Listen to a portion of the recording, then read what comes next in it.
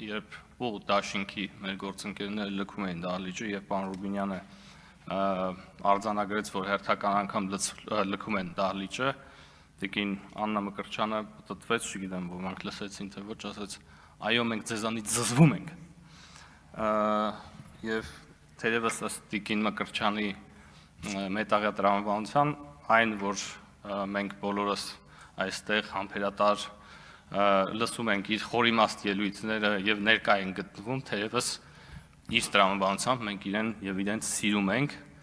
պետք է հիասթափեցնեմ մեր գործընկերներին, այնուամենայնիվ մենք չենք հանդիսանում ձեր երկրպագուները։ Սա, ու ի դեպ, այս կոնտեքստում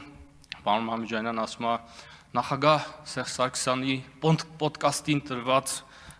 հարցազրույցը, ծավալուն հարցազրույցը, պոդկասթին այդ 18+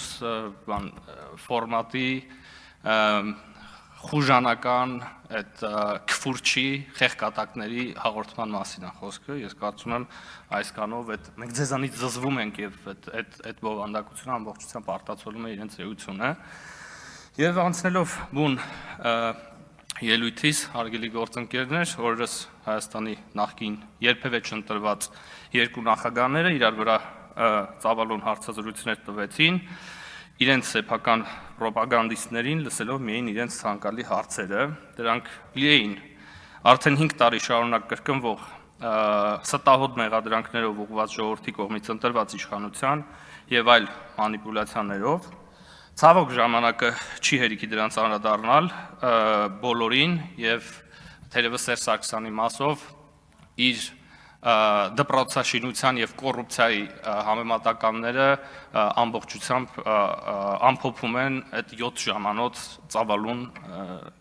մենախոսությունը։ Ես կանդրադառնամ Ռոբերտ Քոչարյանի ուրեմն հարցազրույցից մի դրվագի, ընդհանրապես մի հատված, 1 ժամ տևացող հարցազրույցից, որտեղ վերջինս ընդհանրապես մեկ բան է ասում, որ իրականությանը համապատասխանում է, այն է, որ Հայաստանի անվտանգությունը այդ թվում կախված է զարգացած եւ արդիական բանակով եւ որ մենք պետք է մեծագույն ռեսուրսներ ուղղենք այս ուղղությամբ եւ բանակը պետք է հզորացնենք եւ արդիականացնենք եւ այստեղ հարց է առաջանում ընդհանրապես երեսպաշտության այս մակարդակը པարզ չի երբ իր առաստաղին կհասնի այսինքն սրա մասին խոսում է Ռոբերտ Քոչարյանը ում պաշտոնավարական տարիներին Հայաստանի եւ Ադրբեջանի ռազմական բյուջեները 5 անգամ փոխվել են հօգուտ Ադրբեջանի սիրելի հայրենակիցներ 5 անգամ եւ այս մարդը լուրջ դեմքով խոսում է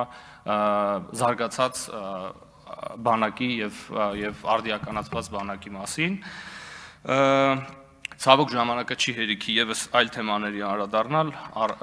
հնարավոր առիթների դեպքում կանդրադառնանք շնորհակալություն